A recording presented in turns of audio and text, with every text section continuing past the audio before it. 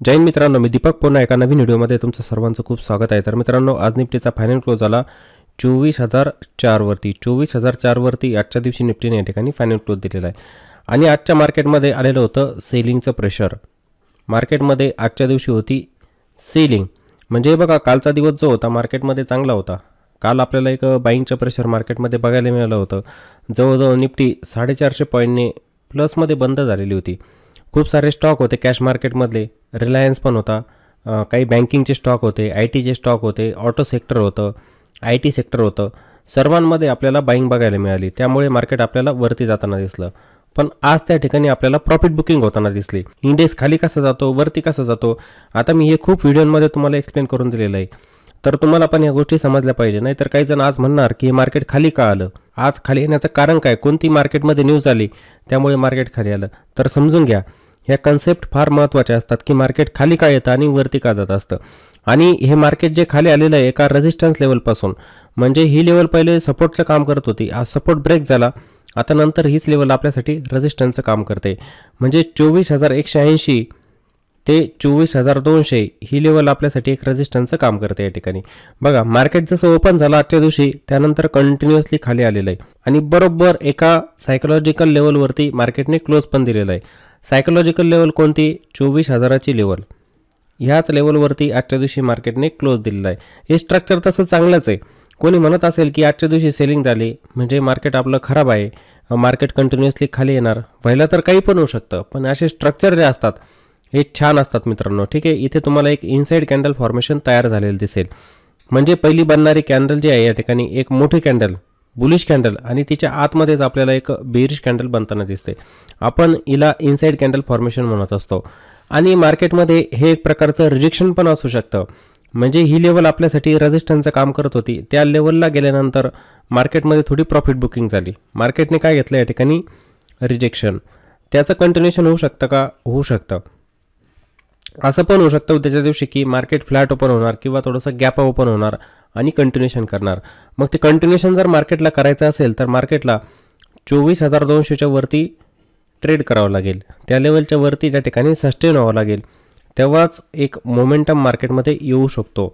तोपर्यंत येणार नाही। का येणार नाही, कारण की ही लेवल आपल्यासाठी एक महत्त्वाचा रेजिस्टन्स आहे, त्याच्यावरती मार्केटने ट्रेड करायला पाहिजे, तरच मार्केटमध्ये मोमेंटम येऊ शकतो, नाहीतर मार्केटमध्ये पुन्हा सेलिंग या ठिकाणी वाढू शकते। मग समजा असं पण होऊ शकतं ना उद्याच्या दिवशी की मार्केट कंटिन्युअसली खाली येणार, असं नाही की ब्रेकआउटच देणार, फ्लॅट ओपन झालं आणि ते कंटिन्युअसली खाली आलं तर पुन्हा ही लेवल आपल्यासाठी सपोर्टचंच काम करेल।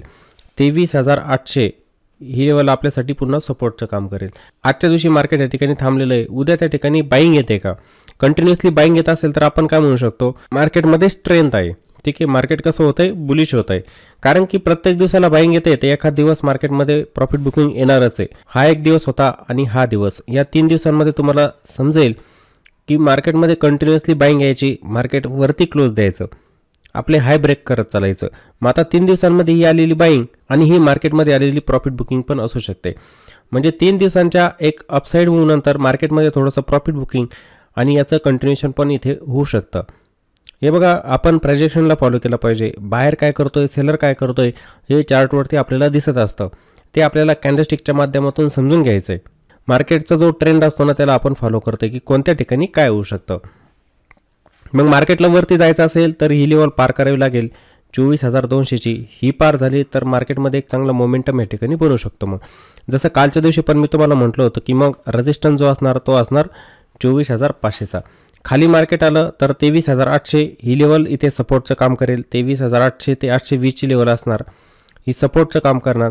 त्यानंतर 23,600च्या आसपास मार्केटमध्ये पुन्हा एक सपोर्ट असणार आहे, इथे या लेवल इथे काम करणार आहे। जरी मार्केट आपल्याला थोडं खाली येताना दिसलं पण काही स्टॉक होते बघा, नेहमी तुम्हाला सांगतो ना की जर तुम्हाला ट्रेडिंग करायची असेल तर स्टॉकमध्ये केली पाहिजे, स्टॉकमध्ये तुम्ही स्विंग ट्रेडिंग केली पाहिजे आणि स्विंग ट्रेडिंग करताना पण तुम्हाला टेक्निकल जमलं पाहिजे।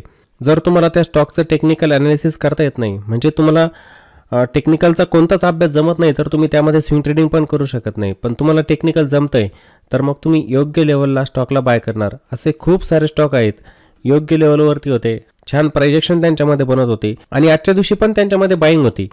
मग अशा योग्य लेवललाच आपण स्टॉकला बाय केलं पाहिजे।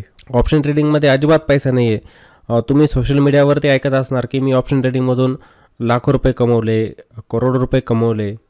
पण जे सत्य असताना कोणालाही माहीत नसतं. ठीक आहे, आपण फक्त सोशल मीडियावरती बघून त्या गोष्टी करण्याचा प्रयत्न करतो आणि शेवटी लॉस करून घेत असतो.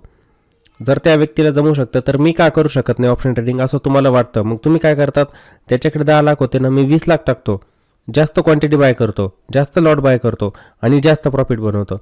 पण ते होत नाही, पूर्ण तुमचे लॉस होऊन जात असतात. त्यामुळे नेहमी सांगत असतो, ऑप्शनमध्ये जाऊ नका, इंट्राडे करू नका. तुम्हाला ट्रेडिंग करायची तर स्विंग ट्रेडिंग करा, स्टॉकमध्ये ETF मध्ये स्विंग ट्रेडिंग करा, ते बेस्ट असतं. ठीक आहे, तर ह्या काही महत्त्वाच्या लेवल आपण इथे डेली टाईम फ्रेमवरती बघितलेल्या होत्या. आता इंट्राडेमध्ये मार्केटचा ट्रेंड कसा असू शकतो ते आपण बघूया आता 5 मिनिटांमध्ये. तर आजच्या दिवशी पण मार्केटची ओपनिंग बघा, मार्केट ओपन जसं झालं ना, त्यानंतर मार्केट वरती गेलं नाही. म्हणजे आपण जो रेजिस्टन्स म्हटलो होतो 24,238चा, हा रेजिस्टन्स होता, तो मार्केटने ब्रेकच केलेला नव्हता. आणि आपण काय म्हटलं होतं की जर मार्केटने आज सपोर्ट ब्रेक केला तर मार्केटमध्ये काय येऊ शकते, सेलिंग येऊ शकते. बरोबर मार्केटने एकाच फ्लोमध्ये या सपोर्टला ब्रेक केलं होतं, कंटिन्युअसली मार्केट खाली आलेलं होतं. या ठिकाणी पण एक बाउन्स घेतला, पण पुन्हा एक निगेटिव्ह प्रायजेक्शन बनवत मार्केट खाली आलेलं होतं. आता ह्या लेवलवरती आल्यानंतर कोणती लेवल होती, 24,000ची राऊंड फिगर लेवल होती. इथे आल्यानंतरच मार्केटमध्ये एक रिव्हर्सल आलेला होता. प्राइस ॲक्शन जर तुम्हाला समजत असेल तर बघा, ह्याच ठिकाणी मार्केटमध्ये एक छान रिव्हर्सल आलेला होता आणि मार्केट खाली पण कुठून आलं, ह्याच लेवलपासून. म्हणजे हा जो झोन होता मार्केटसाठी काय बनला होता, एक सप्लाय झोन. हा झोन दिसतोय तुम्हाला, बरोबर ह्याच लेवलपासून पुन्हा एक निगेटिव्ह स्ट्रक्चर बनवत निफ्टी खाली आलेली होती. ह्या झोनला पार करत नव्हती. बघा इथे पण बाउन्स घेतला, पण ह्या लेवलला पार केलं नाही. 24,125ची लेवल ही काय होती, रेजिस्टन्स. त्याच लेवलपासून रिजेक्शन आलं, मार्केट पुन्हा खाली येऊन गेलं होतं आणि मार्केटने खाली येऊन क्लोज दिला. म्हणजे जी सायकोलॉजिकल लेवल आपण म्हणतोय ना 24,000ची, त्या लेवलच्या आसपास मार्केटने क्लोज दिलेलं आहे. मग आता उद्याच्या दिवशी या ठिकाणी काय ॲक्टिव्हिटी होऊ शकते. आता हे स्ट्रक्चर तर आपल्याला इंट्राडेमध्ये म्हणजे 5 मिनिटांमध्ये थोडं निगेटिव्हच दिसतंय. ही निगेटिव्ह प्रायजेक्शन आपल्याला इथे दिसते. पण आता मार्केटची ओपनिंग कशी होते येणाऱ्या सेशनमध्ये, त्यावरून आपण एक अंदाज लावू शकतो की मार्केटमध्ये काय होऊ शकतं. हे बघा, आपण हे जे स्ट्रक्चर बघतोय ना, हे 5 मिनिटांमध्ये बघतोय. आपण छोट्या टाईम फ्रेममध्ये आलेलो आहे. आता आपण नंतर ॲनालिसिस करणार, तसं विकली ॲनालिसिस म्हणजे विकलीमध्ये आपण सर्व गोष्टी जाणून घेत असतो. बाकीचे पण इंडायसेस असतात, त्यांचा पण अभ्यास करतो.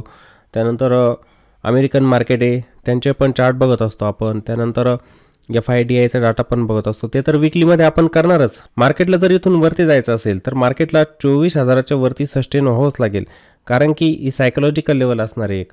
मार्केट समजा इथे फ्लॅट ओपन होतं आहे आणि इथूनच हे रेजिस्टन्स ब्रेक करत जात आहे, लेवल त्याच असणार आपल्यासाठी. म्हणजे इथून पुन्हा रेजिस्टन्स 24,038चा, ही लेवल पण एक रेजिस्टन्सचं काम करेल. त्यानंतर 24,074 ही लेवल पण एक रेजिस्टन्सचं काम करेल. त्यानंतर 24,125 ही पण लेवल रेजिस्टन्सचं काम करेल. हे रेजिस्टन्स पार करावे लागतील. आणि मी तुम्हाला अगोदरच सांगितलं की हा एक झोन, एक सप्लाय झोन असणार मार्केटसाठी. बघा मी हा झोन का ड्रॉ करतो आहे, कारण की मार्केट जेव्हा पण त्या लेवलवरती जात आहे ना, तिथे रिजेक्शन घेत आहे. त्यामुळे आपल्यासाठी तो एक सप्लाय झोन तयार झालेला आहे. म्हणजे मार्केट फ्लॅट ओपन होऊन इथून जर ह्या ट्रेंडलाईनचा ब्रेकआउट देऊन कंटिन्युअसली वरती जात असेल, ह्या झोनच्या वरती मग मार्केटने थांबायला पाहिजे. या ठिकाणी काय व्हायला पाहिजे, सस्टेन म्हणजे 24,125ची लेवल असणार ती रेजिस्टन्स, एक सप्लाय झोन आपण त्याला म्हणू शकतो. त्याच्यावरती सस्टेन व्हावं लागेल मार्केटला, तेव्हा मार्केटमध्ये पुन्हा एक मोमेंटम बनू शकतो. हे बघा, एक रेजिस्टन्स जेव्हा ब्रेक होणार, जो आपल्यासाठी महत्त्वाचा आहे, मल्टिपल टाईम मार्केट तिथून रिजेक्शन घेत आहे, तिथून सेलिंग येते. जर मार्केट त्या रेजिस्टन्सला ब्रेक करत असेल, तिथे सस्टेन होत असेल, तर पुन्हा मोमेंटम मार्केटमध्ये बनत असतो, मार्केट पुन्हा वरती जात असतं. मग त्यावरून आपल्याला समजतं मार्केट हे ट्रेंडिंग होतं आहे, अप ट्रेंडमध्ये जातं आहे, तेव्हा आपल्याला समजतं जे महत्त्वाचे रेजिस्टन्स असतात ना, ते मार्केटने ब्रेक करायला हवे. ठीक आहे, समजलं तुम्हाला. आणि विकनेस केव्हा येऊ शकतो, मार्केट जर 24,000च्या खाली कंटिन्युअसली ट्रेड करत असेल, म्हणजे मार्केटसाठी आता जो सपोर्ट आहे ना 23,974, 23,974 ही लेवल मार्केटसाठी असणार सपोर्ट. जर मार्केट फ्लॅट ओपन होऊन कंटिन्युअसली या सपोर्टच्या खाली ट्रेड करत असेल तर मार्केटमध्ये विकनेस येऊ शकतो. मग मार्केट जाऊ शकतं डाऊन ट्रेंडमध्ये, मार्केट डाऊन ट्रेंडमध्ये जाऊ शकतं. खाली 23,917 ही लेवल मार्केटमध्ये सपोर्टचं काम करेल. तसे खाली पण असणारच सपोर्ट 23,917, त्यानंतर 23,873 ह्या ज्या लेवल आहेत ना, हे बघा ही लेवल जिथून मार्केटने बाउन्स घेतला होता, ही एक लेवल. जर मार्केटने ही लेवल ब्रेक केली, हे बघा इथून पहिलं रिजेक्शन, नंतर ब्रेकआउट, नंतर हीच लेवल इथे सपोर्टचं काम करेल. मार्केट जर या सपोर्टला ब्रेक करून खाली येत असेल तर मग 23,917 आणि 23,873, 23,917 आणि 23,873 ह्या ज्या लेवल आहेत ना, या मार्केटमध्ये मग इथे सपोर्टचं काम करणार. मग ह्या ठिकाणी मार्केटमध्ये विकनेस वाढत जात असतो. सपोर्ट रेजिस्टन्सचं खूप महत्त्व असतं. बहुतेक जण म्हणतात की सपोर्ट रेजिस्टन्स काम करत नाही, ह्या लेवल काम करत नाही, ट्रेंड काही कामाचा नसतो. मार्केटमध्ये हेच तर सर्व काही आहे. जर तुम्हाला ट्रेंड समजायला लागला मार्केटचा, महत्त्वाच्या लेवल म्हणजे सपोर्ट आणि रेजिस्टन्स जर समजायला लागले, तर टेक्निकलवरती तुमची मजबूत पकड बनते. सपोर्टला आल्यानंतर तिथे काय प्रायजेक्शन होते, त्यानंतर मला स्टॉकला बाय करायचं आहे, किंवा रेजिस्टन्स लेवलला तिथं प्राईसचं रिजेक्शन येतं आहे, प्राईस कंटिन्युअसली खाली येते का, मग त्या ठिकाणी मला प्रॉफिट बुक करायचं आहे. मार्केट वरती जात असताना मला स्टॉकला बायच करायचं आहे, तो अप ट्रेंड. मार्केट खाली आल्यानंतर मी स्टॉकला बाय करणार नाही.